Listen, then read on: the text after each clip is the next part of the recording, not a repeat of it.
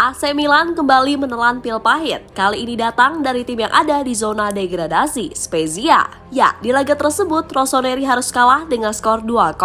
Sebuah hasil yang tentu saja membuat para Milanisti kecewa. Sebab kini peluang untuk bisa finish di 4 besar kian menipis.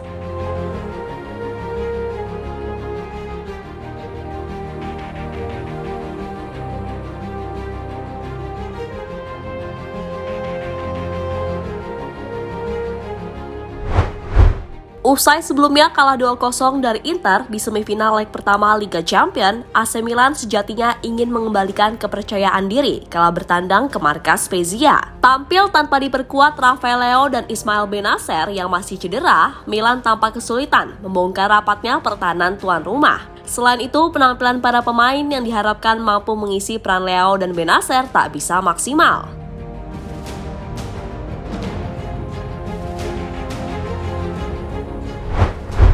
Ya, Milan sendiri sebenarnya menguasai jalannya pertandingan. Mereka unggul dari segi possession. Akan tetapi, seperti yang sudah-sudah, minimnya kreativitas membuat segala serangan kerap kandas. Efektivitas juga masih jadi masalah, di mana dari 14 shot hanya 3 yang on target. Sedangkan Spezia yang lebih banyak bertahan tercatat malah sedikit lebih baik. Tuan rumah mampu melepas 4 shot on target dari 14 kali percobaan. Selain itu, Spezia juga mampu membuat 3 big change dibanding Milan yang hanya 1.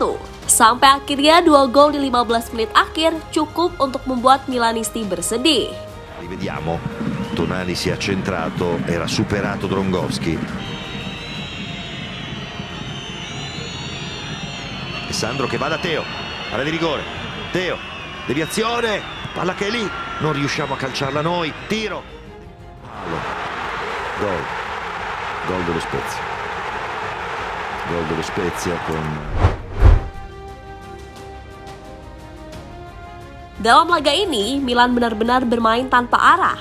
Selain kurang kreatif dan tidak efektif dalam mengkonversi peluang, Milan juga buruk dari urusan passing. Ya, sepanjang 90 menit bermain, Rossoneri tercatat hanya bisa mencatatkan akurasi passing 76%. Tentu saja itu adalah angka yang sangat rendah bagi ukuran tim di Liga Top Eropa plus semifinalis Liga Champions.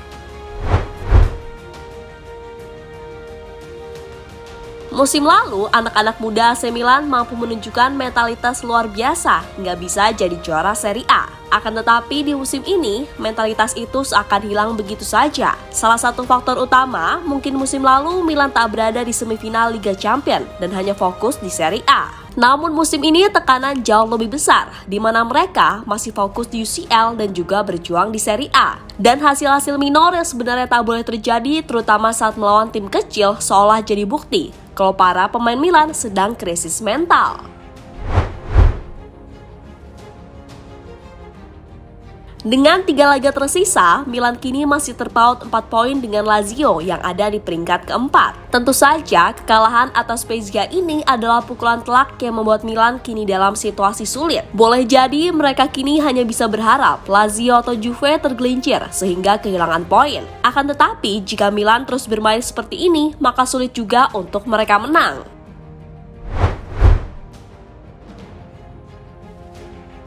Usai laga melawan Spezia, para pemain Milan mendatangi Ultras dan meminta maaf kepada mereka atas segala hasil buruk dalam beberapa waktu terakhir. Nah, yang jadi haru, para Ultras yang biasanya beringas dengan sangat sopan memberikan semangat kepada para punggawa Rossoneri. Memang Milan ini masih jauh dari kata sempurna. Para pemain yang ada pun terhitung masih pemain dengan kualitas mediocre. Akan tetapi, para Ultras hanya berharap para pemain tetap menunjukkan fighting spirit tinggi demi lambang Milan di dada. Sebab bagaimanapun, Milan adalah tim dengan sejarah besar. Dan para Ultras tak mau para pemain yang mengenakan seragam AC Milan menjadi letoy dan tak punya gairah untuk fight sampai akhir. Intinya minimal fight dulu sampai akhir. Kalaupun hasilnya tak sesuai harapan, percayalah, para Milanisti di seluruh dunia sampai mati akan tetap mendukung tim kebanggaan.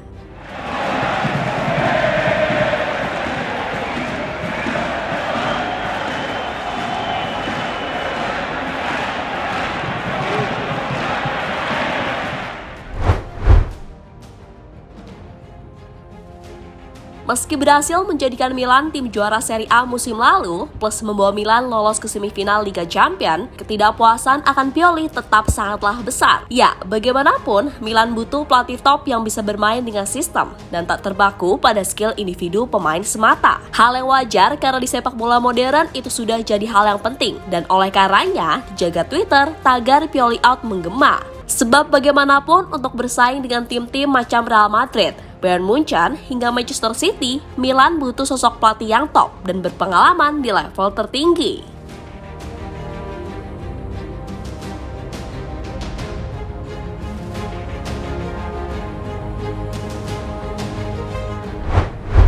Di sisi lain, bek Milan Simon Kjaer menjelaskan situasi ketika para pemain Milan menghadap para Ultras. Menurut bek asal Denmark itu, ia dan para pemain Milan yang lain benar-benar merasa bersalah dan berjanji akan berusaha membuat para Ultras yang telah berkomitmen mendukung tim sampai titik akhir bisa berbuah bahagia.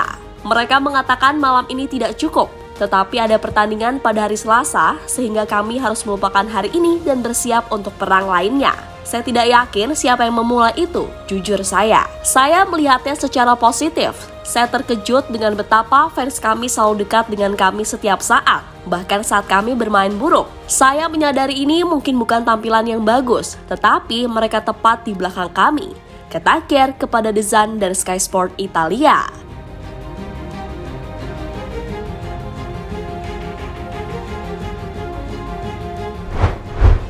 Nah, kini dengan situasi yang ada, tentu meski sulit, segala harapan itu masih terbuka. Dan dari apa yang disampaikan kepada para Ultras, para pemain Milan diminta berjuang habis-habisan agar tak ada penyesalan di akhir. Oleh karena itu, menurut laporan dari Football Italia, para Ultras akan hadir memberikan semangat di sepanjang sesi latihan Milan dan akan memberi dukungan maksimal saat pertandingan melawan Inter di semifinal leg kedua serta sisa pertandingan Serie A. Ya, dari sini bisa dilihat kalau meski AC Milan dianggap tim gerasak gerusuk, miskin dan kuno, namun pada akhirnya cinta tetaplah cinta. Para Milanisti yang telah bersumpah mencintai AC Milan sampai kapanpun tak akan berpaling, kendati Milan sedang di titik terendah sekalipun. Karena jika hanya mencintai saat bahagia saja, maka jelas itu bukanlah cinta yang tulus. Begitulah ungkapan para kurvasut Milan Ultras.